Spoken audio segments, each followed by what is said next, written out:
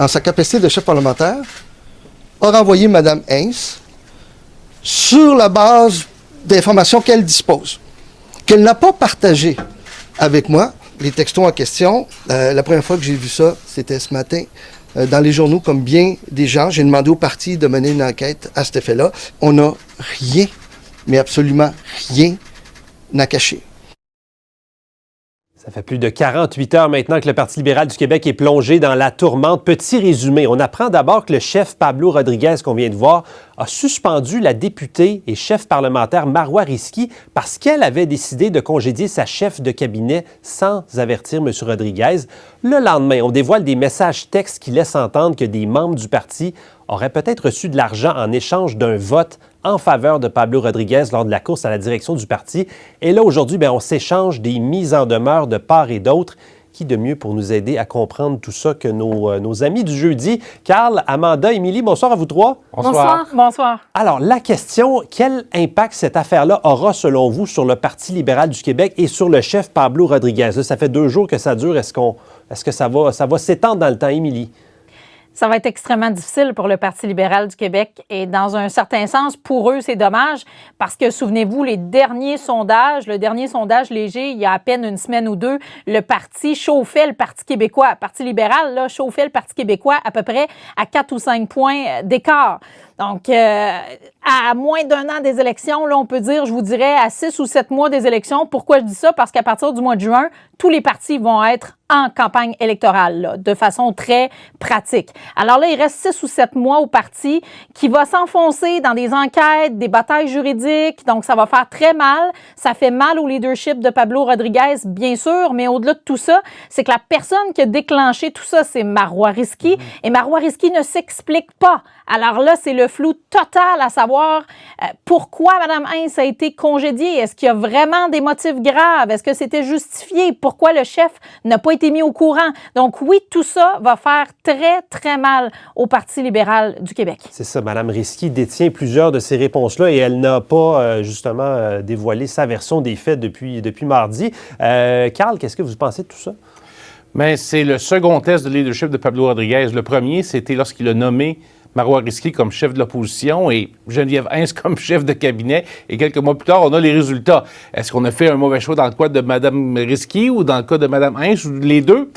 On verra dans les prochains jours lorsqu'on aura plus de détails, parce qu'on a besoin de plus de détails. Et Marois Risky a l'obligation morale de donner sa version des faits. On ne peut pas continuer comme ça à laisser le suspense.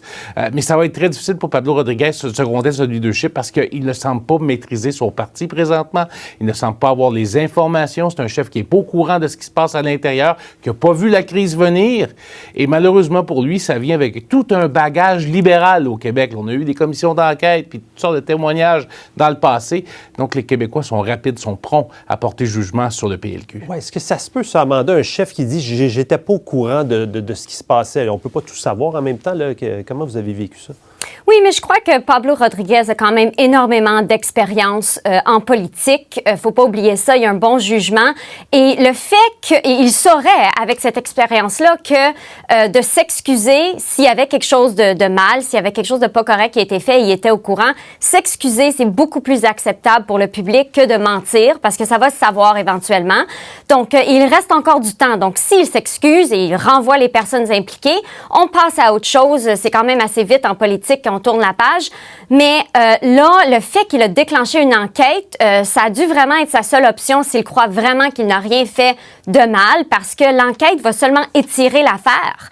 À chaque morceau de nouvelle information, les médias vont sauter là-dessus et ça va juste étirer la crise. Donc, je pense que c'était vraiment sa seule option s'il croit vraiment sincèrement qu'il n'a rien fait de mal. Moi, je vous avoue, une chose qui m'a surpris aujourd'hui, c'est concernant ces fameux textos là, payés. On ne sait pas si c'est arrivé pour vrai, là, mais que des gens auraient été payés pour un vote pour Pablo Rodriguez. Bien, le directeur général des élections du Québec nous dit c'est pas illégal, ça. Dans une élection générale, oui, mais dans une course à la direction du parti, c'est pas illégal. Mais est-ce que c'est moral, Émilie? Est-ce que ça fonctionne comme ça partout? C'est pas moral. Ça, c'est clair, net et précis.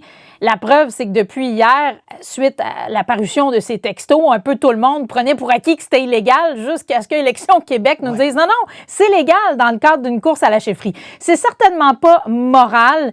Ça peut pas être moral de dire à quelqu'un on va acheter un vote avec de l'argent. Ils appellent ça les brownies, hein, donc les bruns. Alors, ça veut dire des 100 $. Moi, je trouve que c'est pas moral du tout. Maintenant, ces textos-là demeurent allégués. Hein, donc, ça a été publié au départ par le réseau Québécois. Là, il y a eu d'autres réseaux qui ont attribué des personnes à ces textos-là, des députés, mais là, ces députés-là ont réfuté. Donc, tout ça demeure sur le plan des allégations. Alors, c'est pour ça que c'est terriblement dommageable pour le parti. C'est qu'on ne sait pas vraiment si c'est vrai et qui est derrière ces textos-là. Alors, c'est extrêmement problématique. Imaginez, là, si tout ça, on découvre que ça a juste été un plan quelque part, un imprime-écran falsifié, envoyé, coulé à des médias. Imaginez, là, à quel point ça a fait du tort pour peut-être quelque chose qui est falsifié. On n'en sait rien. Juste sur cette question-là aussi, Carl, du financement ou de l'échange d'argent contre des votes, ça alimente quand même un peu le cynisme des électeurs, si c'est arrivé. L'Assemblée nationale n'a d'autre choix, le gouvernement n'a d'autre choix que de combler ce trou. On ne peut pas laisser ça là. Les règles, oui. Les règles sont déjà en place pour les élections. On n'a pas le droit de faire ça pour une élection partielle ou générale au Québec. Mais dans une course à la direction, on aurait le droit de le faire. Je pense qu'il faut absolument agir maintenant là, parce que tout le monde s'entend que ce n'est pas une pratique, ce n'est pas une bonne pratique en démocratie que d'acheter des votes, parce que c'est ça dont on parle. Oui, le mot de la fin sur ce sujet-là, Amanda? Oui, je pense que c'est clair que souvent les gens vont dire les partis sont maîtres de leurs propres affaires, mais vraiment ils ont des fonds du gouvernement quand même, les subventions par vote, et c'est pas juste des dons qui financent les partis politiques, ça devrait être redevable, il doit y avoir une transparence et ça devrait être les mêmes règles qui s'appliquent qu'aux élections. OK. Autre chose qui a marqué la semaine, l'adoption du budget fédéral. Un vote très, très serré, 170 députés en faveur, 168 contre. Là, on va vous montrer des images qui s'est passé pendant le vote, juste avant la fin du résultat. J'attire votre attention sur les sièges vides dans les rangs conservateurs. Il manquait des députés pour le vote. Où étaient-ils? Pas très, très loin, juste derrière les rideaux. Des députés qui ont choisi de ne pas être dans leur siège pour ne pas faire tomber le gouvernement, parce que si tout le monde avait voté contre le budget, on s'en allait en élection, mais ils étaient juste derrière les rideaux pour surveiller ce qui se passait. Une espèce de pièce de théâtre. Je ne sais pas si vous avez apprécié, Carl. Non, c'était du mauvais théâtre. Deux grands guignols, Scott Reed, le président du caucus conservateur, et Andrew Scheer, les deux parlementaires, qui ont prétendu avoir des problèmes avec leur application. Ils étaient tellement occupés à essayer de voter sur leur téléphone qu'ils n'ont pas fait les quelques mètres pour se rendre à leur siège et voter. Alors, clairement, on ne faisait pas confiance au NPD qui aurait pu ne pas s'abstenir du tout. Il y a deux députés qui sont abstenus. Et on ne voulait pas prendre de chance de précipiter une élection en faisant un mauvais décompte, mais c'est une grande leçon en courage politique qu'on a vu lors de ce vote de la part de ces deux conservateurs. Oui, bon, est-ce qu'il y a un gagnant, un perdant, selon vous, Émilie? Peut-être une leçon aussi pour le gouvernement Carney? Ben, les grands gagnants, au final, ce sont les libéraux, puisqu'ils ont réussi à faire passer leur budget. C'est quand même un bon coup politique à la fin, même si ça s'est fait par des abstentions au final. Mais ça, c'est pas étonnant. C'est le genre de choses qui se fait. Il n'y a personne qui voulait retourner en élection actuellement. Je pense que les partis étaient tous unanimes là-dessus et à la toute fin, ils se sont organisés pour que ça puisse fonctionner. Il y a des discussions entre leaders parlementaires sur ce genre d'affaires-là. Je pense que le gouvernement Carney, la leçon qu'ils peuvent en retirer, c'est qu'ils n'ont pas encore ces fameux 2 députés de plus que ça leur prendrait. Donc, soit leur maraudage va devoir être plus à succès, ou soit ils vont devoir faire une entente en tant que telle, peut-être avec le NPD. Est-ce que ce serait possible? Mais de toute évidence, ils n'ont pas encore sécurisé la Chambre là, pour faire passer tous les votes de confiance dans l'avenir. Oui, c'est ça. On ne peut pas continuer comme ça quand même, Amanda, à tous les votes de confiance, se demander si oui ou non on va en élection. Il y a peut-être de l'eau dans son vin à mettre du côté du gouvernement, non? Oui, je pense que le NPD était perdant là-dedans parce qu'ils ont eu l'air totalement désorganisés, divisés sur la question d'appui. Ils ont créé un soap opera pendant quelques semaines juste sur cette question-là. Et je pense qu'ils n'avaient pas besoin de faire ça. Hein. Ils auraient pu clairement communiquer qu'on n'appuie pas toutes les choses dans le budget, mais on ne veut pas aller en élection. On veut donner une chance au gouvernement. Les électeurs sont assez intelligents pour comprendre ça. Ils n'avaient pas rien vraiment dans le budget qui justifiait de voter contre le budget pour le NPD. Donc, c'était vraiment, je pense, eux les perdants dans tout ça. OK, au retour, on va parler des médecins. Les départs se multiplient au Québec. Les autres provinces concertent pour les attirer. Tout ça suite à l'adoption de la loi 2. À tout de suite. Les départs de médecins s'accumulent dans le réseau de la santé au Québec depuis l'adoption de la loi 2 dont on vous parle souvent. Ça va changer leur mode de rémunération. Plusieurs régions sont touchées. Aujourd'hui, on apprend que 4 médecins spécialistes au Saguenay vont démissionner. Pendant ce temps-là, les autres provinces intensifient leurs efforts de recrutement. On vous parlait d'un webinaire au Manitoba. On a aussi parlé d'une recruteuse dans le nord de l'Ontario. On va l'écouter, mais d'abord le président des médecins omnipraticiens du Saguenay. Puis je rappellerai qu'il y en manque 60 à peu près des médecins de famille dans la région. Donc, on n'avait pas besoin de ces départs-là. C'est malheureux au bout. Là, on se demande, mais coudonc, est-ce que finalement la CAQ gouverne vraiment pour l'intérêt des patients puis l'intérêt des Québécois? Là, moi, je commence personnellement à en douter. Des fois, on se sent mal pour toute la situation, mais on a quand même une porte d'ouverture. On a quand même des gros besoins dans la région. Donc, on traite chaque demande. Là. Bon, il y a en entrevue ce matin, le ministre Mathieu Lacombe disait, écoutez, il y a peut-être de l'espoir pour les patients. S'il y a une entente, tous ces départs de médecins n'arriveront peut-être pas, peut-être qu'ils vont revenir. Partagez-vous son optimisme, Amanda? On s'en va où avec ça? Non, je suis pas certaine, mais je pense que M. Lacombe a des informations. Il se fait briefer constamment. Il a probablement des informations que nous, on n'a pas, que le public n'a pas. Et la façon dont il a parlé de l'Outaouais n'était peut-être pas la meilleure cette semaine. Donc, il s'est corrigé. Mais je pense que il y a des mesures à venir et il faut faire très attention comment on communique la situation. Et aussi, il faut se souvenir qu'il y a quand même 23 000 médecins pratiquants au Québec en ce moment. Et si on parle d'une centaine qui part, je ne sais pas si on peut nécessairement parler d'exode, mais c'est quand même alarmant.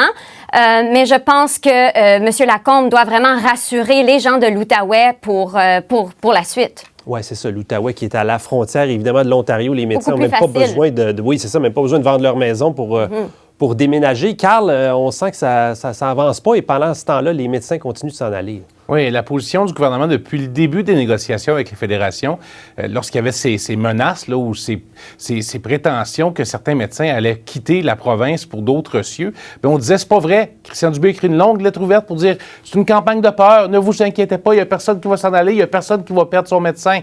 Résultat des courses, plusieurs mois plus tard, on en perd des médecins. Il y a des gens qui n'ont plus de médecins de famille. Et on a l'impression que du côté du gouvernement, on pensait que les médecins bluffaient, qu'ils n'allaient pas aller jusque-là. Or, ils le font par dizaines, par centaines, et malheureusement, ce sont les patients du Québec qui vont payer le prix. Oui, Émilie? On est dans une drôle de situation du côté du gouvernement parce que là, on essaie de faire revenir à la table les fédérations de médecins, mais en même temps, on sent qu'avec France-Hélène Duranceau, il y a peut-être du progrès, mais on n'en est pas certain à 100 %. Alors, est-ce que Mathieu Lacombe, lorsqu'il a fait ces déclarations-là, a effectivement, comme Amanda l'a dit, des informations que nous n'avons pas, que peut-être il y aurait du progrès dans certaines négociations, mais publiquement, ça paraît pas. Alors, pendant ce temps-là, c'est sûr que les autres provinces veulent venir faire du maraudage au Québec. Mais pour certaines régions du Québec, comme l'Outaouais, c'est absolument critique. On ne peut pas nier que la région de l'Outaouais, ça fait très, très mal parce que justement, c'est assez facile pour les médecins de traverser la rivière. Ils n'ont pas à déraciner famille et enfants pour le faire. Ils traversent la rivière, c'est 10 km, ils sont au travail. Alors, pour l'Outaouais, c'est probablement la loi 2, la goutte qui est venue faire déborder le vase sur un système de santé qui est déjà extrêmement fragilisé. En fait, c'est vrai pour toute la province du Québec, là. Le système est fragilisé. Les médecins sentent qu'ils n'ont pas assez de ressources pour faire leur travail. Alors, on se ramasse dans une situation où c'est difficile et en particulier, bien sûr, des régions frontalières comme l'Outaouais. Là, c'est intenable ce qui se passe. Il va falloir qu'il y ait des négociations quelque part. Mais à date, publiquement, il n'y a pas de trace de ça, là. Ça semble pas être le cas. Alors, à venir, on verra. Oui, on verra. Je suis convaincu qu'on va s'en parler. C'est pour ça que je vous parlais aussi du Saguenay, parce que oui, il y a l'Outaouais, oui, il y a l'Est du Québec aussi, où les médecins s'en vont au Nouveau-Brunswick, mais c'est ça, le Saguenay, là, on n'est pas collé sur la frontière, mais il y a des médecins quand même qui choisissent de démissionner. Bref, on verra la suite de cette longue saga. On compte sur vous pour suivre ça avec nous. Carl, Amanda, Émilie, merci beaucoup. Bonne semaine à vous. Au revoir. Merci. Merci.